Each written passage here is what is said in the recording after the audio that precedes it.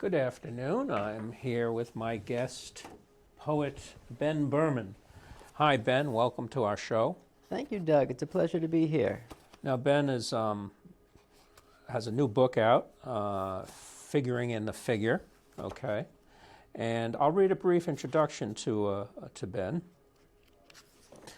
Ben Berman's first book, Strange Borderlands, won the Peace Corps Awards for Best Book of Poetry and was a finalist for the Mass Book Award. Has received awards from the New England Poetry Club and fellowships from the Mass Cultural Council and the Somerville Arts Council. He is the poetry editor at Solstice Literary Magazine and teaches in the Boston area where he lives with his wife and daughters. But Ben, you did live in Somerville. Why did you leave the Paris of New England? Yeah, my wife lived here in Somerville for almost 10 years while we were dating, and then we lived here together for about 4 years after we got married. And my first daughter was born in the apartment we were renting in Somerville. What part of Somerville? Teal Square. Yeah. So it was about maybe a 15-minute walk to Davis. It was right on the edge towards Medford. And after my daughter was born, we were sort of looking for a bigger place. It was a one-bedroom apartment, and her crib was right next to the dining room table. So we unfortunately had to leave this little Paris. Okay. And was Somerville a good place to be a poet? Somerville was a great place to be a poet. Right. So, there's such a awesome arts energy here, and the Somerville Arts Council is a wonderful place and so supportive. And it's such a diverse place with so many different types of people here that there's great energy. Okay. Now, your purpose seems in this book, their new book, Figure and the Figuring, right? Your purpose seems to explore what's behind the facade that's immediate apparent. And you can do this even in the suburbs where you now live, the broad lawns and narrow minds, just joking. And of the suburbs lurks that rawness and lurks that the unruly entanglements of the world. Can you talk a bit, maybe speak to a bit about that? Yeah, so I like to think of this book as the follow-up to my first book. So my first book, Strange Borderlands, was all about my time in the Peace Corps, living in rural Zimbabwe, and sort of exploring, sort of what it was to be a stranger in a strange land. And Figuring in the Figure is much more interested in domestic concerns of what does it mean to suddenly be living a small local life. Some people say, you have to be this wild Bukowski-like person to be a poet, but how about domesticity? Does that help you as a poet, you think?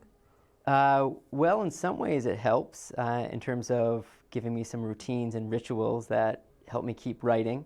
But more importantly, I find it incredibly complex. The relationships in a marriage, as a father, they just give you great entanglements, I think you use the word as. And little kids are so unruly and wild and freeing and not freeing that there's all these collisions that take place. So for me, not just the facade, but exploring the many faces of these small moments of the domestic life is a fascinating sort of entryway into larger ideas and thoughts. Okay, beautiful. Now, you write in one poem, we detach ourselves in order to feel more fully. And is this what you do when you write a poem? You detach yourself? Yeah, so that comes from a poem called Birthing Class, and it was one of 6 different parts. So there was nothing stranger than being the partner or the husband at a birthing class, because for me it was this incredibly transformative experience of becoming a parent. And then, at the birthing class, you realize just how useless you are. You are just there to cheer and support. Like the guy boiling water or something. Yeah, right? exactly, right? And so, so much of the experience of being in that birthing class was sort of moving away from the experience of, you're not the key player here. And you sort of have to unattach a little bit. But I think writing is like that as well, right? A lot of times you have these intense experiences, but in order to be able to write about it, you have to sort of unattach from it. And then that allows you to feel the experience a little bit more fully as well. writing becomes Someone told me this- an event in the poet's life is never finished until he finishes the poem or something like that. Yeah. Yeah, well, for me, writing the poem is a way to understand that raw experience, right? To me, the just unmediated experience, is the raw material, but the ability to process it, to mediate it, to find the collisions within the language as you write the poem, that's when all the layers of understanding and feeling come together in the most interesting ways. Okay, now, notes here. In the poem Ground, the sensibility of a child, that helps bring out the sense of wonder in the adult. So your children, do you get, looking at, we have all this baggage, right? We've been around for whatever amount of time. But the kid is closer to the cosmos, he could look at this planet as we see some sort of tired, waxen thing, and they could see this as a wonderland. I mean, do you try to get back to that sensibility of a kid? Oh, entirely. Yeah. Yeah. I just read this great book called On Looking, and it's a woman takes 11 different walks around blocks with different experts, and one of the experts is her 18-month-old son, another one is her dog, another one is a geologist, and you see that every single person sees a totally different thing. And for me, most of the parts of this book that focus on my daughter is really from my older daughter when she was born to when she was 1.5. And they just see the world totally differently. They will spend an hour just watching the ants that I would have walked over. Sort of like when you go back to your old hometown and, you see these things, these iconic things as kids that, are magical, and then you come back as an adult and they're sort of just a drug, that's just a drugstore, right? Right. Well, it's so easy to fall into, traps of routine and to become domesticated. But for me, at least, seeing the world through my kids' eyes and experiencing it the way they experience it, is just filled with so much wonder. The way they see the moon and how excited they would get at that age, and asking me to bring it down for them. It was just such delight. The moon hits your eye like a pizza pie. Oh, great. Now, I read your interview about when you teach in the classroom. You're a teacher at Brookline High. Yeah. You create a sense of community to enhance the experience for the students. Yeah. How about you as a poet? Are you involve yourself in community as well to enhance the writing experience? Yeah, in limited ways. Yeah. I noticed you don't have a Facebook page. Yeah, I don't have time for a lot of social media.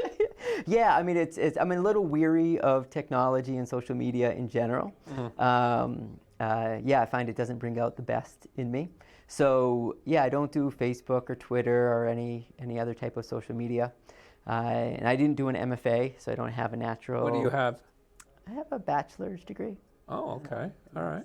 And do you regret not getting an MFA at all? Sometimes. Yeah. Sometimes I think I did the Peace Corps after college, and in many ways that was, a few years. You got some real experience rather than just some factory. Yeah, it really challenged me in humbling ways. And I think more than anything showed me just how complex people's lives and experiences are.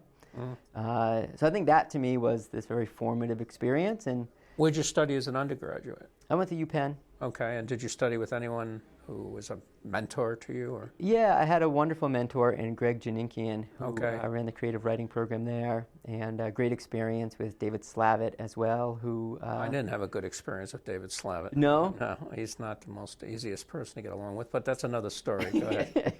Yeah. Yeah. Anyway. Yeah. So I'm in terms of poetry communities, I'm involved with Solstice Literary Magazine. Yes. And really love.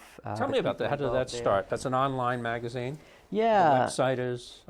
It's an website? online journal. It's just solsticelitmag.org. Okay. How long has that been in existence? It's been around 8 or 9 years, I think. Okay. That's an eternity for a lot of magazines. Yeah. Lee Hope started it many years ago.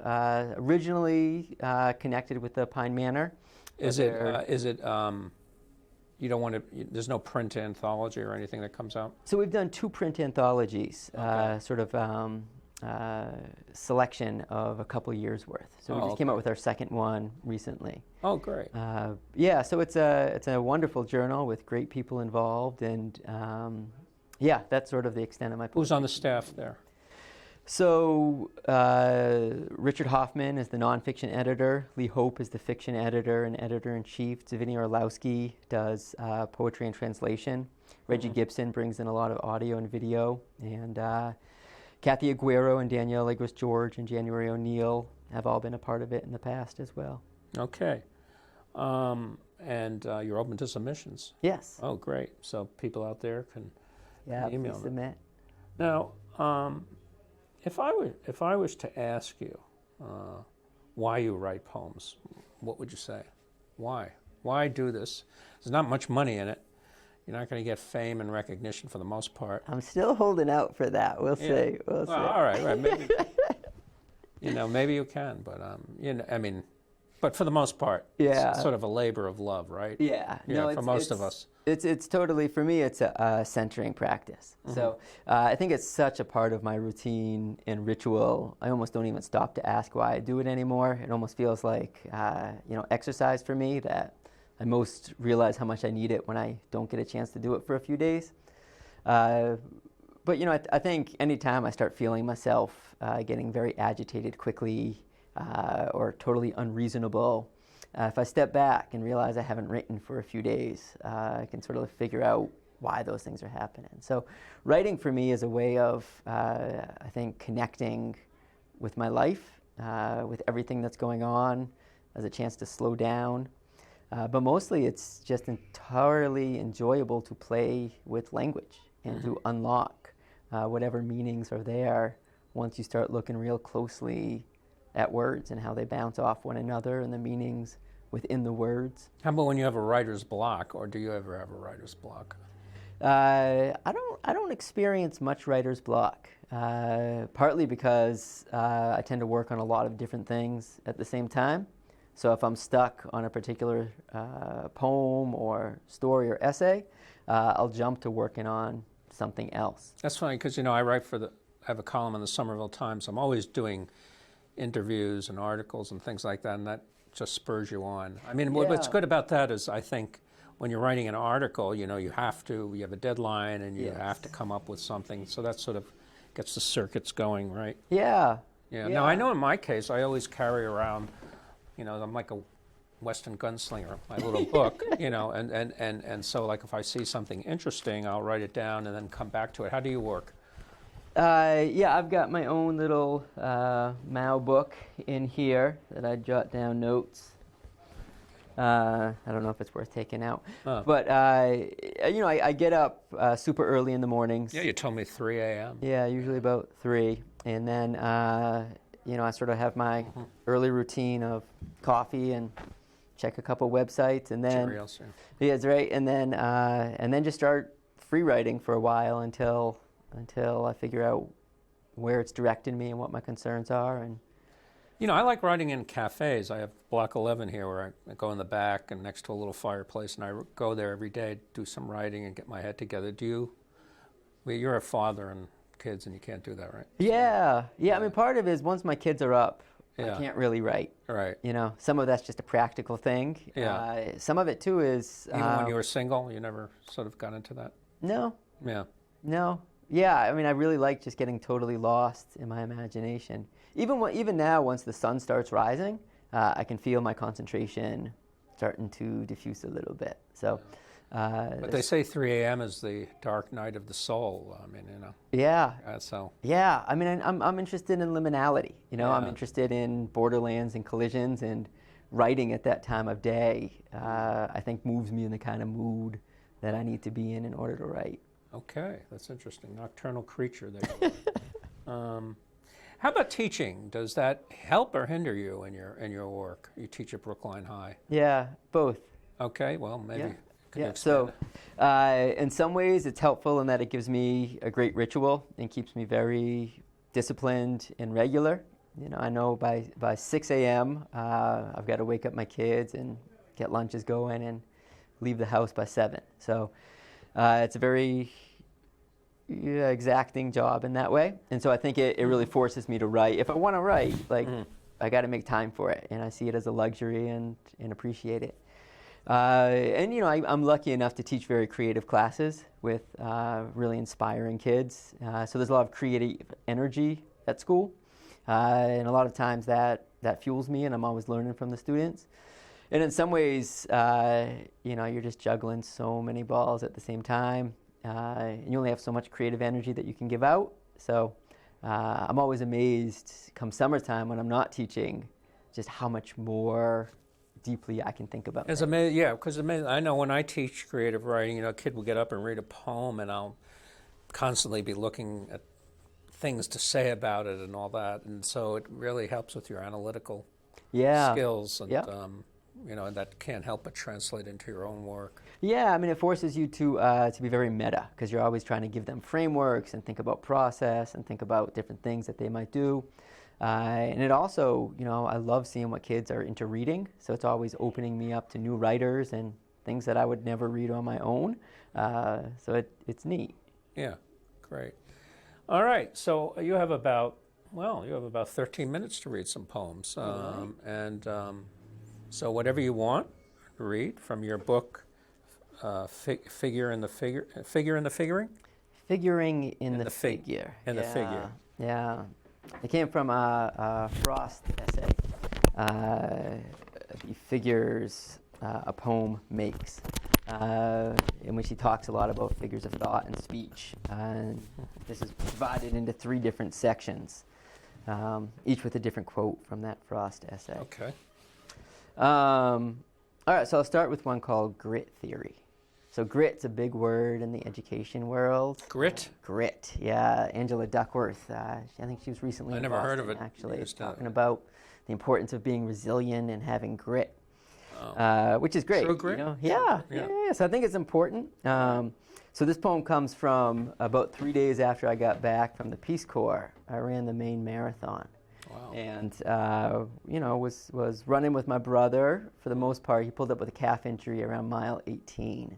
And then I found this other guy to run with, an older guy, and we're at mile 20, and I turned to him, and I was like, you know what, I feel great for just having run 20 miles. And he looked at me and he goes, son, you're only halfway there. I don't think I understood what he meant until I hit mile 21. It was 3 miles of uphill, and I just hit an all-time low. So this is Grit Theory. We tried counting steps and adjusting our form, closing our eyes and pretending the ground was the ocean and we were flakes of foam. We chanted our mantras, grunted and groaned, convinced ourselves blisters were first world problems and that grit would come from the grind. But by mile 20, we'd hit a brick wall, found ourselves running on mortared joints, learned just how quickly a hardened will can transform into a rigid won't.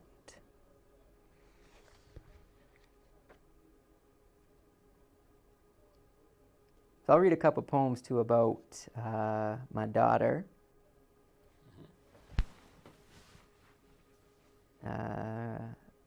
This first one is called Roots and Wings. And it came from, I was somewhat upset when I heard the words let down and self-expression used with breastfeeding. Because, you know, as poets, we're all about letdowns and self-expression. And here my wife was using hers to feed our family, and mine were totally useless. So it comes from begins with a quote by Harding Carter. It says, "There are only 2 lasting bequests we can hope to give our children. One of these is roots, the other wings." Roots and wings. You can only hush and hum for so long, rock and cradle so much before you're ready to admit that your newborn's not nuzzling into your chest, but rooting at your dry nipple.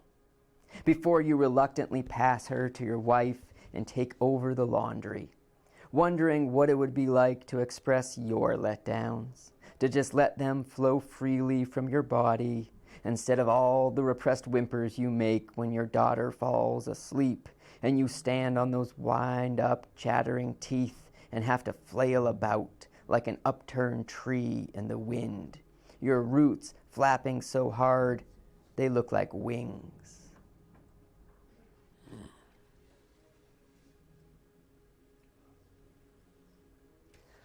This next one's called Nothing Archaic About It. So it's the famous Rilke poem about the archaic torso of Apollo, in which the narrator is looking at the archaic torso of Apollo and is so moved by its beauty and transformed that the final line is, "You must change your life." So I think I always wanted to feel that way about art and poetry. And I think in some ways I have. But I think from the day that my daughter came home from the hospital, I have felt that like true urge to change my life and to sort of be better. So this is called Nothing Archaic About It. She wakes and cries out with an onslaught of needs, beckons us like the torso of Apollo. You must change your daughter. And to hear her tempestuous throes as we fumble with the snap of her buttons is to realize how easily change throws us all off balance. These tattered patterns of sleep, our quarters cramped into eighths, the relentless demand to put down our work, books, forks. Not that it doesn't feel right, but the right in right now is intensive. Our ends have never felt so loose. The tight fit of our best swaddle is tentative in the fits of her sleep. Even on weekends, we're up before 3. Something has to give. But we hold on, holding her. Tired, weakened, and something else inside of us awakens. Do you ever read, how old are your kids? 6 and 4. Oh, so they really wouldn't, do they get any sense, will you ever read them a poem and say this is about you? And No. They wouldn't get it to you. We make up a lot of poems together. The other day, my 6-year-old was in the car with my niece, who's 15, and my 6-year-old turns to her and says, "Do you want to play spontaneous acts of poetry?" My 15-year-old niece just kind of looked at me with great suspicion. So they know that the poems are about them a lot of times. And I read a monthly column for Grub Street Writers about the overlap between parenting and creativity. So they know that I do some writing about them that way too. But yeah, I haven't spent too much time actually sharing these with them. Okay. Yeah. They're probably a little too sophisticated. Yeah, probably a little too young for it. So the whole book is written in a single form of terza rima. Okay. So, tell me about that style. Yeah, so I originally became interested in it when I was writing Strange Borderlands because there's this real sense of things being intertwined. So the form goes ABA, BCB, CDC, and it sort of loops. And there's this constant sense of things being interlocked. And so... Do you usually write in that form, or are you free verse, or...? So my first book had like a wide range of forms, a lot of rhyming couplets and sonnets and sestinas. So you think that writing poetry in free verse is like playing tennis without a net, as it was once said, or? Yeah, the Frost quote, right? No, I enjoy free verse as well. Yeah. I mean, a number of the poems in Strange Borderlands were also in free verse, but a lot of the times I needed something to sort of clamp down my imagination, particularly when writing about the Peace Corps, just because it could have gone in 1,000 different ways from the experience itself, and writing in form helped me control it a little bit. So, I was writing some poems in terza rima when working on that book, sort of as a counterpoint to these very loosely related prose poems that I was writing as well about my experiences traveling. And I liked them in conversation with one another. One that made me think that all of our experiences are intertwined and one leads into the next and everything is joined. And the other style where everything was just disjointed. It's all loosely related and who knows if anything ever connects. So as I was writing this book and really thinking about what does it mean to return home, after living a certain life and trying to settle into a new life, and thinking about is it all continuous? I I started exploring that form a little bit. But what I liked most about it is that it totally changed the way that I was writing. So I was falling into this bad habit of figuring out the poem in my head before I sat down to write it. Mm-hmm. And I would sort of conceptualize it and know what I was going to figure out before I even dropped a few words on the page. And it was not good, is it? No, it was limiting me. Yeah. Because I was writing too much from experiences. So writing in a strict form like this doesn't allow you to do that. You really can take things a stanza at a time, and you're really forced to really think about all the different directions, word-wise, that a poem might go. So it slowed me down a lot. And so much of the pleasure was with the language. So in that last poem, Nothing Archaic About It, seeing the triple sounds of weakened, weakened, and awakened. For me, there's so much play within those words, and particularly in the final couplet, parenthood just weakens you in so many ways. You become so vulnerable and sleep deprived and exhausted, and yet something inside of you is awakening. Sometimes when you get beat down a little bit, it opens you up, to great wisdom and insight and compassion. So the bounce off of those two words that sound so different and sound so similar but mean such different things, brought me to a new place in the writing of the poems. It really became about finding as closely sounding words as I could that has different meanings as possible. Well, I think you have time for one more poem, so why don't you All right. lay it on us?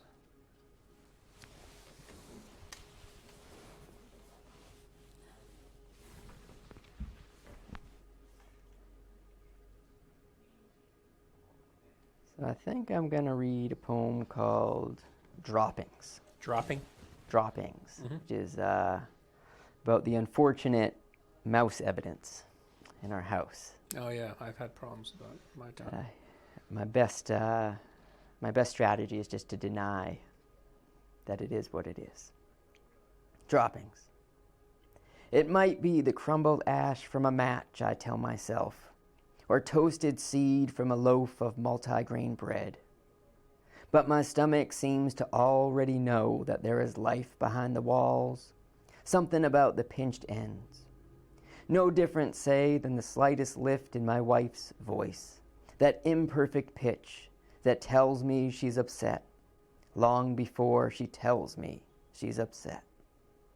And it's always when speech and language are barely a tail's length apart that we dwell on those gaps and what's behind them.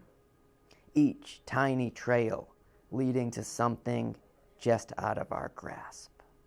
Thank you very much, Ben. Thank you, Doug.